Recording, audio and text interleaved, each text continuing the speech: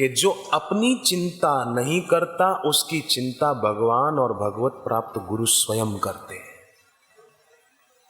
उसे कई साधकों के उदाहरण हैं, मैंने कई बार बताए हैं। कई बार कई और नए साधक मिलते हैं, बताते हैं, तो मुझे सुनकर आनंद आता है कि कई लोग तो दुखी होते रहते हैं, मेरी बापू से बात नहीं हुई, मेरी बापूजी से बात नहीं हुई, सेवादारी ने मेरे को धक्का मार दिया। अरे कई दूर दूर के लोग मैंने ऐसे देखे हैं, मैंने खुद आंखों से देखा ऐसे लोगों को कि दरिया पार के देश में रहते हैं, पर गुरु की कृपा के उन्होंने कई अनुभव किए, कई अनुभव किए, एक दो नहीं कई किए। नकारात्मक सोच वाले को तो कितना भी कहो, उस आदमी को कुछ लगता नहीं, परंतु जिसके जीवन में विधेयात्मकता होती है, पॉजिटिव थिंकिंग होता है, उसको अदृश्य सहायता मिलती है, अदृश्य सहायता।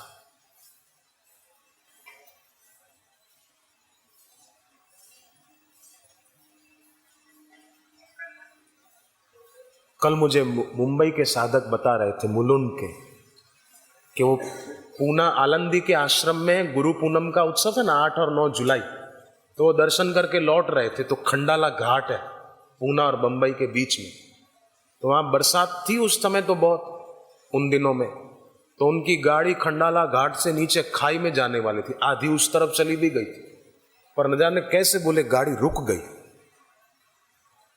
खाई में। वो यहाँ बैठे भी होंगे, मुकेश भाई उनका नाम है, कल मुझे मिले थे शाम को, यहाँ बैठे पूनम व्रतधारी हैं। क्या पता अब कहीं, मुझे कहा तो था कि मैं यही हूं। आप मान लो मैं सच्ची बात बोल रहा हूं, क्यों झूठी बात थोड़ी बोलूं।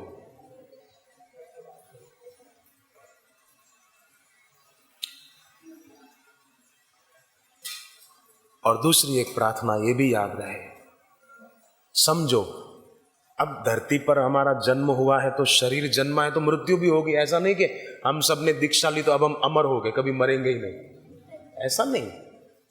जिस अर्जुन को भगवान कहते हैं कौन्तेय प्रति जाने ही न में भक्तः प्रणश्यति, मेरे भक्त का कभी विनाश नहीं होता, तो क्या अर्जुन आज तक है क्या? बताओ, अर्जुन भक्त थे कि नहीं भगवान के?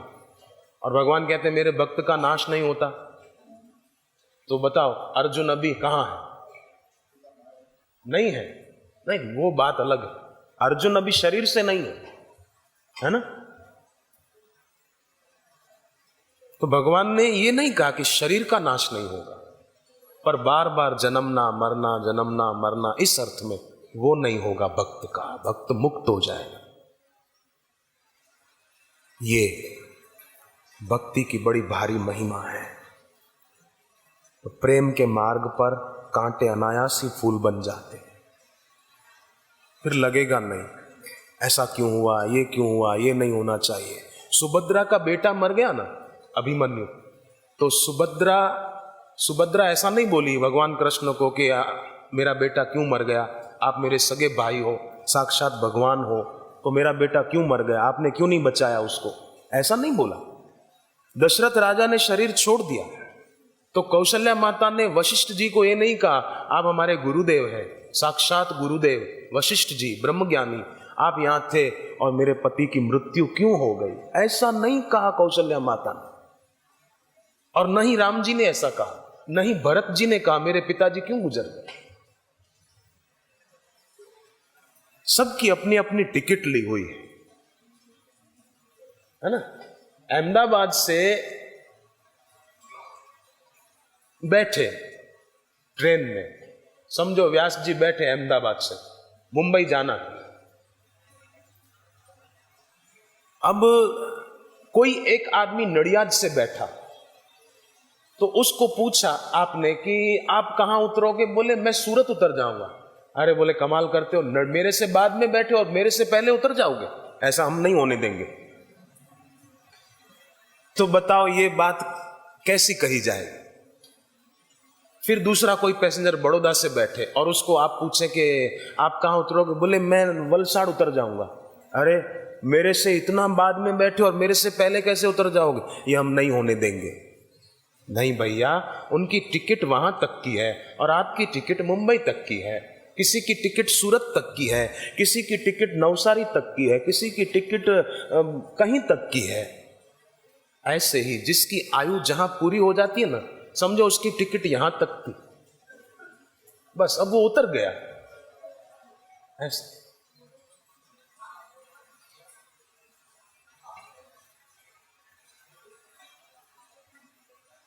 तो सावधान रहे, कभी भी अपने मन में नकारात्मकता को हम न आने दें।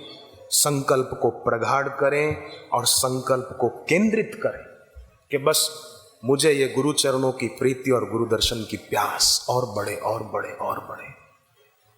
तो इससे क्या होगा पता है? संकल्प को केंद्रित करना और संकल्प को प्रगाढ़ करना, फिर गुरु चरणों का ध्यान आपका दरवाजा खटखटाएगा।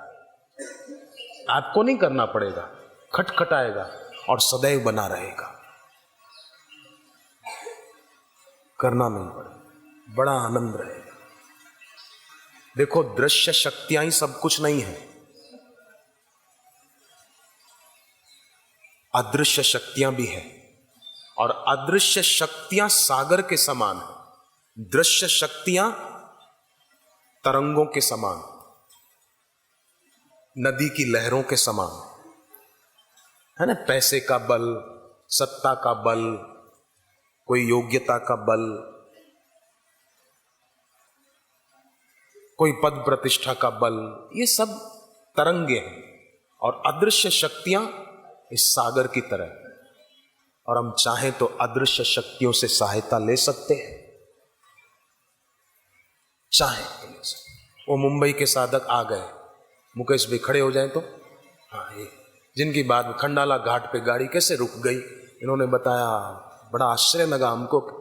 ये तो इनकी बात, मेरी गाड़ी रुक गई। मैं अभी जा रहा था जम्मू से जालंधर, सत्संग था ना जुलाई महीने में शायद, अभी गुरु पूनम के पहले जम्मू में सत्संग था। फिर जम्मू से हम जालंधर जा रहे थे, तो रात का टाइम था। मैं तो आंखें बंद करके ध्यान नहीं कर रहा, सो गया था। झूठ क्यों बोलना कि मैं ध्यान में बैठा था। मैं जरा, अब गाड़ी चलाने वाला चला रहा है तो मैं क्यों आंखें फाड़कर अपनी शक्ति का नाश करूं। आराम करो। मुसाफरी में सो जाना ये भी बुद्धिमानी है। हाँ, अच्छा है, शक्ति का संचय करो।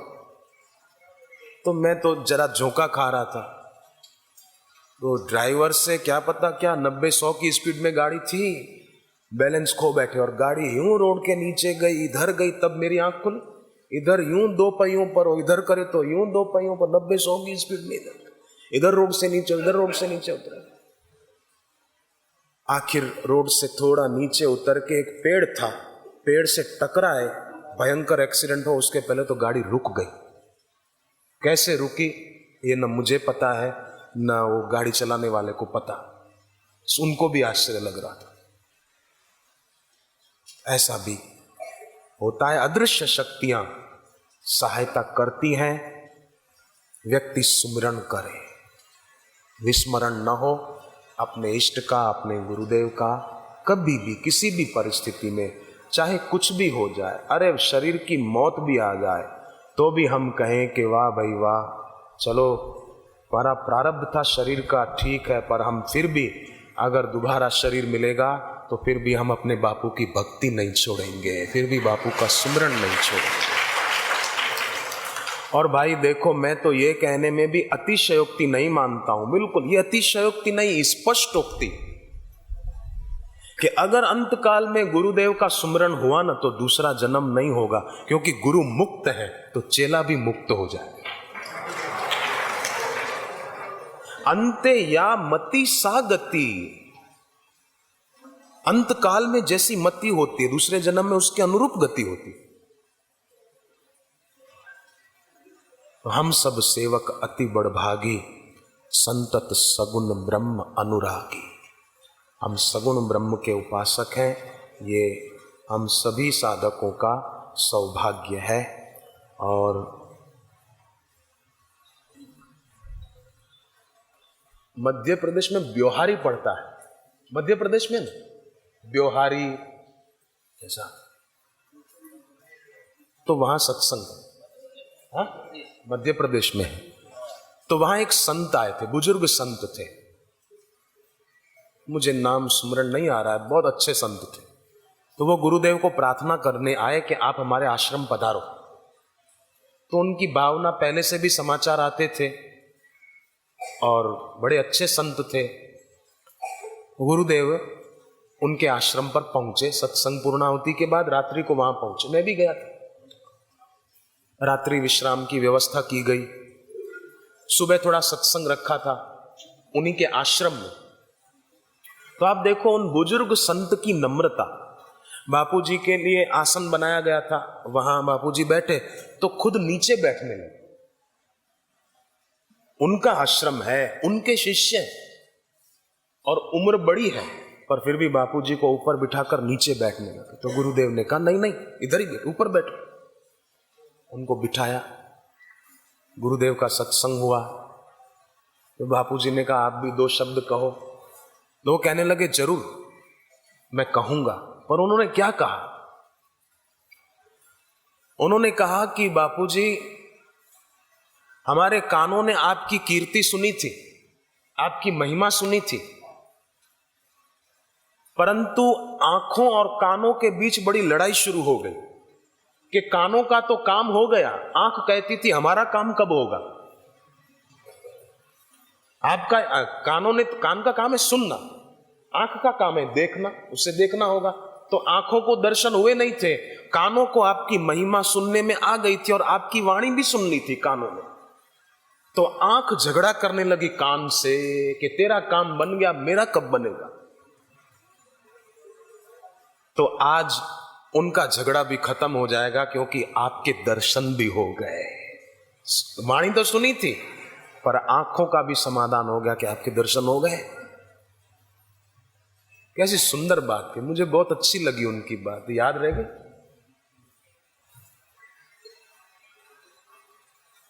लोग तरसते हैं, तरसते हैं।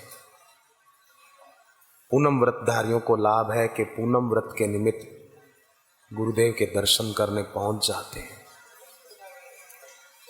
पुराणों में एक, भक्तों की कथाओं में एक सखुबाई की कथा है, बड़ी सुंदर, विस्तार से और रसप्रद है। कैसी उसकी भक्ति थी, कैसा उसका अनुराग था। भगवान करे हम सबकी भक्ति भी दिन दूनी रात चौगुनी बढ़ती जाए। हमारा किसी वस्तु में और किसी व्यक्ति में राग न रहे, अपितु अनुराग गुरुदेव के चरणों में रहे। कबीर जी कहते हैं, गुरु चरणों में प्रेम नहीं, गुरु चरणों में औरन से अनुराग, रतन खोई कौड़ी गहे,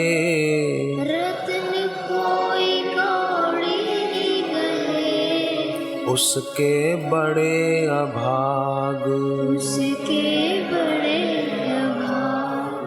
उसके बड़े अभाग जो अपने गुरु चरणों में प्रेम न करके किसी वस्तु व्यक्ति में मोह करता है। मोह सकल व्याधिन कर मूला, मोह सकल व्याधिन कर मूला। नारद जी ने भगवान विष्णु के चरणों में प्रणाम किया कि मेरे पास कामदेव आया था समाधि तोड़ने, पर नहीं तोड़ पाया, तो मुझे ऐसा लगा कि मैं काम विजेता हो गया। परंतु मेरे मन का रोग अवसर पाकर, जैसे बीज अंकुरित होता है बरसात के दिनों में, ऐसे ही मेरे मन का रोग कुपथ्य का जल पाकर अंकुरित हो गया। प्रभु, मेरे को दोबारा किसी में मोह न हो, ऐसा कोई उपाय बताएं, मेरे मन का ये रोग कैसे मिटे। काम विकार, क्रोध विकार, लोभ विकार, ये मन के रोग हैं। काम वात कफ लोभ अपारा, काम वात कफ लोभ अपारा, क्रोध पीत नित छाती जारा, क्रोध पीत नित छाती जारा। क्रोध को कहा कि वो पित्त की तरह जलाता है, काम वात है,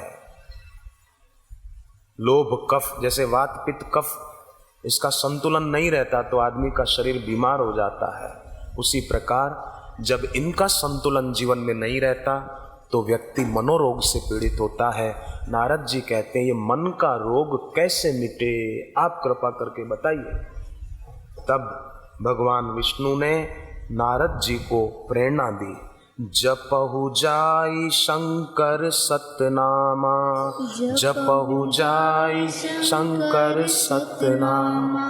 आप जाकर शिवजी के नाम का जप करो। जपहु जाई शंकर सतनामा, जपहु जाई शंकर सतनामा। होहि हृदय तुरत विश्रामा, होहि हृदय तुरत विश्रामा। हृदय में तुरंत विश्राम की अनुभूति होगी। और जो शिव हैं वो गुरु हैं, जो गुरु हैं वो शिव हैं, इन दोनों में कोई भेद नहीं।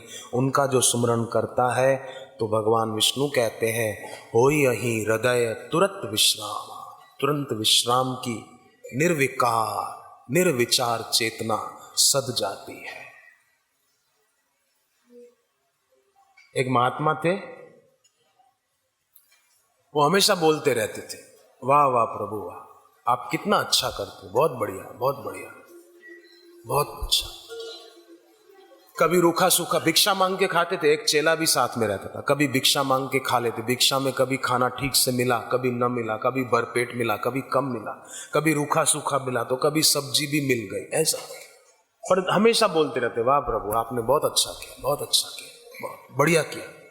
तो एक दिन कुछ भी नहीं मिला, कुछ नहीं मिला, उल्टा गांव वालों ने अपमान कर दिया। बाहर जाकर एक पेड़ के नीचे बैठ गए गांव के बाहर, तो कहने लगे वाह प्रभु आपने बहुत अच्छा किया, बहुत बढ़िया किया, बहुत अच्छा, वाह वाह, आनंद आ गया। तो चेले ने कहा, गड़बड़ जब भी कर चेले ही करते हैं, गुरु नहीं करते।